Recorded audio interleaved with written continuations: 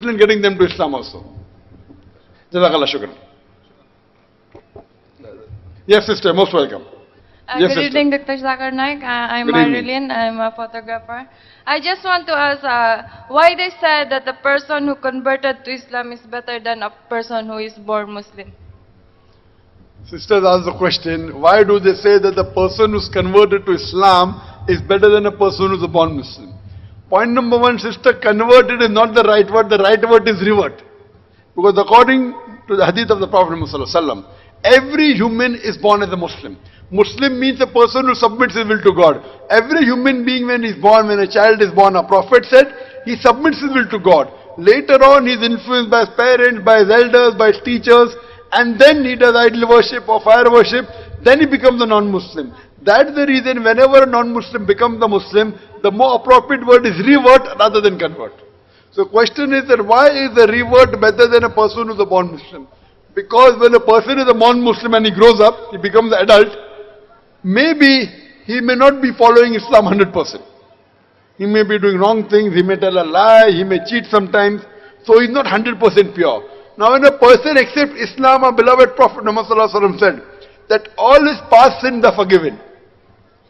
So today if someone accepts Islam, his negative balance is zero. As though he's newborn.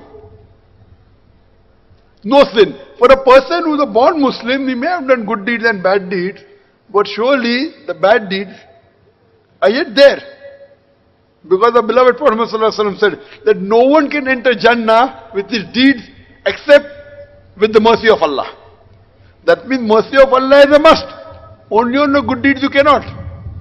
So based on this, when a person accepts Islam, at that point, there is no negative balance. For a person who's born Muslim, surely he might have done, sometimes got angry, he might have scolded someone, he might have told a lie. So all these keeps on adding up. So that's the reason a person who accepts Islam at this point is better than a person who's been a Muslim for many years. Hope that answers the question. Thank you. Sister, do you believe there's one God? Yeah, I do. Do you believe Jesus is God? No. Do you believe Prophet Muhammad is the messenger of God? You don't believe? No. So I request you that if you take my DVD, I request the organizers to give my DVD to you on Prophet Muhammad in the various world religious scriptures. Which background you come from, sister? Which background do you come from? From Philippines. No. Are you a Christian? I'm Christian. I'm Roman Catholic. Roman Catholic, but you don't believe Jesus is God, correct? No. So that means you're not a Roman Catholic.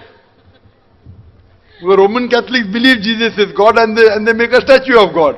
So that means you were a Roman Catholic, correct? Yes. If you don't believe Jesus is God, that means you're not a Roman Catholic. Fine, so you believe there's one God, you believe Jesus is not God.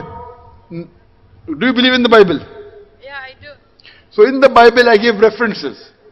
Book of Deuteronomy, chapter number 18, verse number 18 talks about Muhammad Sallallahu Alaihi Wasallam prophecy.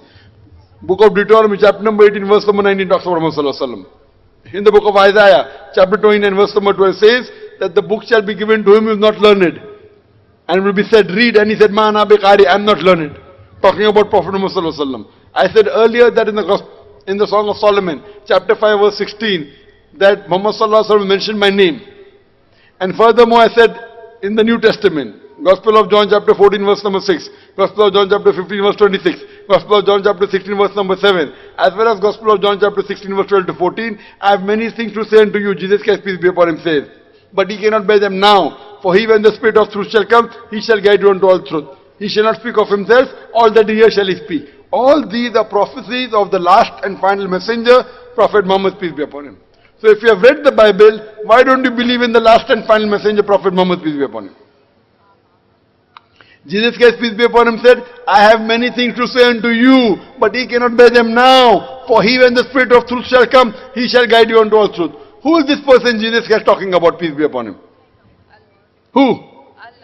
Allah. God. No, it says God will send. I have many things to say unto you, but he cannot bear them now. For he when the Spirit of truth shall come, he shall be talking about a messenger to come. Who is this messenger Jesus is talking about, peace be upon him? Prophet Muhammad. So do you believe Prophet Muhammad is a messenger? Yeah, I do. You do believe? Yeah. Masha, so you believe there is one God? Yeah, I do. You believe Jesus is not God? Yeah. And you believe Prophet Muhammad is a messenger. Yes. Would you like to say it in Arabic? MashaAllah. Is there anyone forcing you to say it?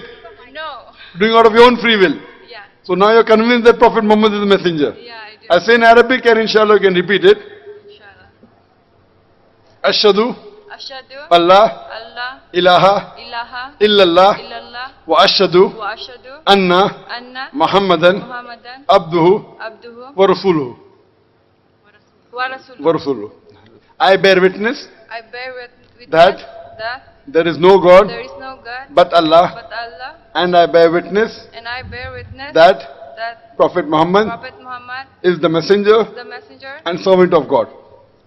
and servant of God. MashaAllah, you have become Muslim, and I pray to Allah subhanahu wa ta'ala that may He guide you more.